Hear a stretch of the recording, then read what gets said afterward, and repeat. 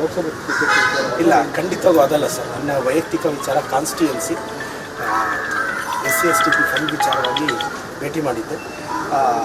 ನಾನು ಮಾನ್ಯ ಅನಂತಕುಮಾರ್ ಹೆಗಡೆ ಅವರು ಸಂಸ್ಕೃತಿ ಬಗ್ಗೆ ಮತ್ತು ಬಹಿರಂಗ ಚರ್ಚೆಗೆ ನಮ್ಮ ಸಿದ್ದರಾಮಯ್ಯ ಸಾಹೇಬರು ಕರೆದಿದ್ದಾರೆ.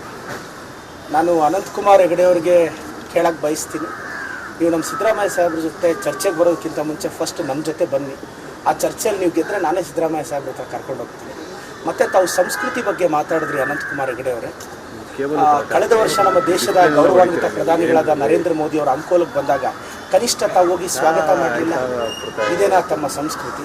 ಇದೇನಾ ತಮ್ಮ ನಾಯಕನ ಬಗ್ಗೆ ತಮಗಿರೋ ಗೌರವ?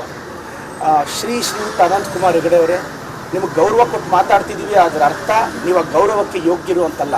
ನಮ್ಮ ಮನೆಗಳಲ್ಲಿ ಸಂಸ್ಕಾರ ಹೇಳ್ಕೊಟ್ಟಿದ್ದಾರೆ, ಅದಕ್ಕೆ ಗೌರವ ಕೊಡ್ತೀವಿ. ಬನ್ನಿ ಬಹಿರಂಗ ಚರ್ಚೆಗೆ. ನಾನೇ ಶಿರಸಿಗೆ ಬರಲ್ಲ, ಇಲ್ಲ ನೀವೇ ಬೆಂಗಳೂರಿಗೆ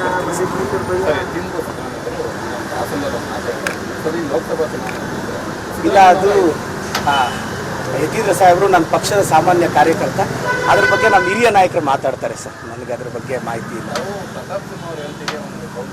ಹಾಂ,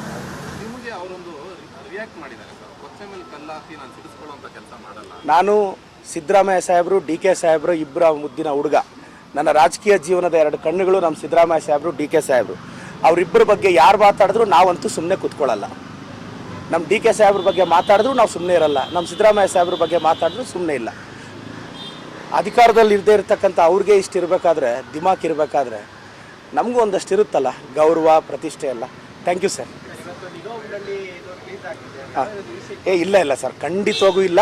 ನಮ್ಮ ಪಕ್ಷದಲ್ಲಿ ಹಿರಿಯರಿದ್ದಾರೆ, ಅವ್ರಿಗೆ ಸಿಗಲಿ ಅಂತ ಬಯಸ್ತೇನೆ. ಅವ್ರಿಗೆಲ್ರಿಗೂ ಆಲ್ ದಿ ಬೆಸ್ಟ್.